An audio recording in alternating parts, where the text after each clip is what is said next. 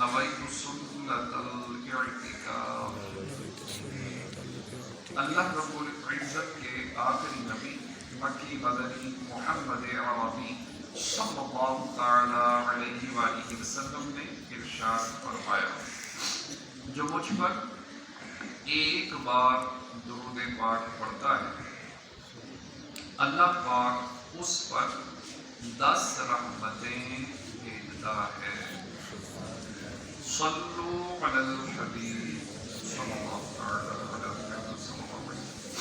10واں سپارہ سورہ انفال کی آیت نمبر 74 اللہ رب العزت کا فرمان عالی شان ہے، والذین آمنوا من بعد وهاجروا وجاهدوا معكم فأولئك منكم، اور جو بعد کو ایمان لائے اور ہجرت کی اور تمہارے ساتھ جہاد کیا وہ بھی تمہی میں سے ہیں۔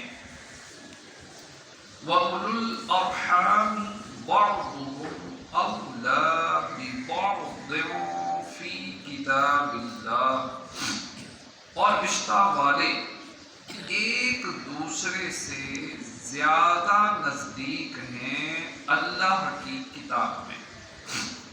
ان اللہ بکل شیء علیم، بے شک اللہ سب کچھ جانتا ہے۔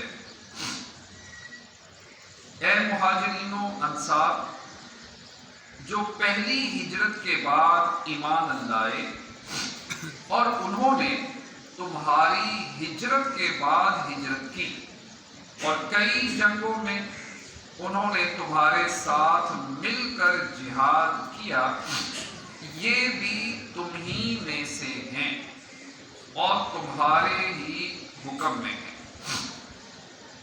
مہاجرین کے کئی طبقے ہیں۔ ایک وہ ہیں جنہوں نے پہلی مرتبہ مدینہ طیبہ کو ہجرت کی، انہیں مہاجرین اولین کہتے ہیں۔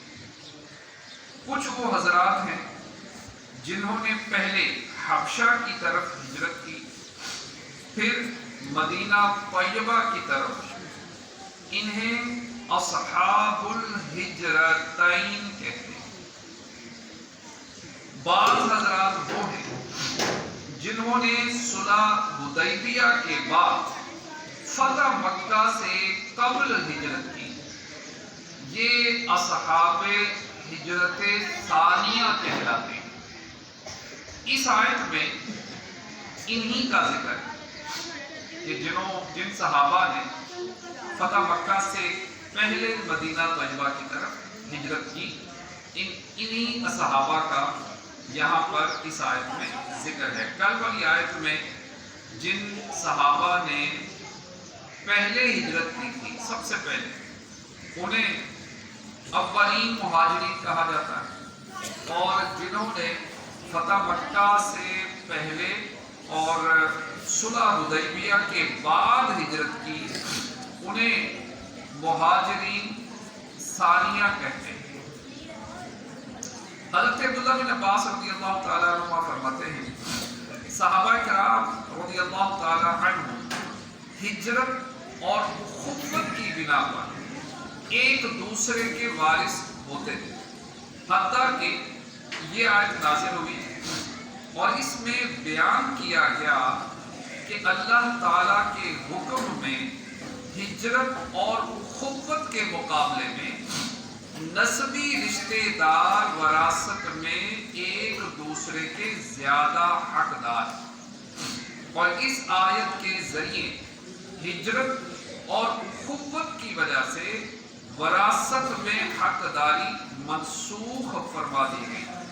چنانچہ اس آیت سے 3 مسئلے معلوم ہوئے۔ نمبر 1، ہجرت اور اخوت کی وجہ سے وراثت منسوخ ہو چکی۔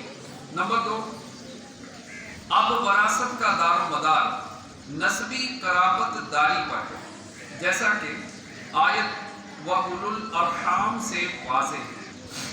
رضائی رشتے کی وجہ سے کوئی ایک دوسرے کا وارث نہیں. یہ جو دودھ پلاتے ہیں تو دودھ پلانے سے وہ بچہ جو ہے وراثت میں حقدار نہیں بنتا.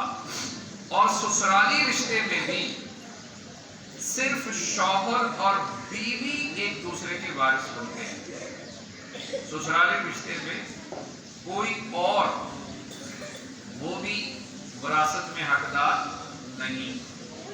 ذوی الارحام جیسے ماموں، خالہ وغیرہ بھی وارث ہیں، جیسا کہ احناف کا مذہب ہے. تو اللہ پاک کی بارگاہ میں دعا ہے جو بڑا سنا عمل کی.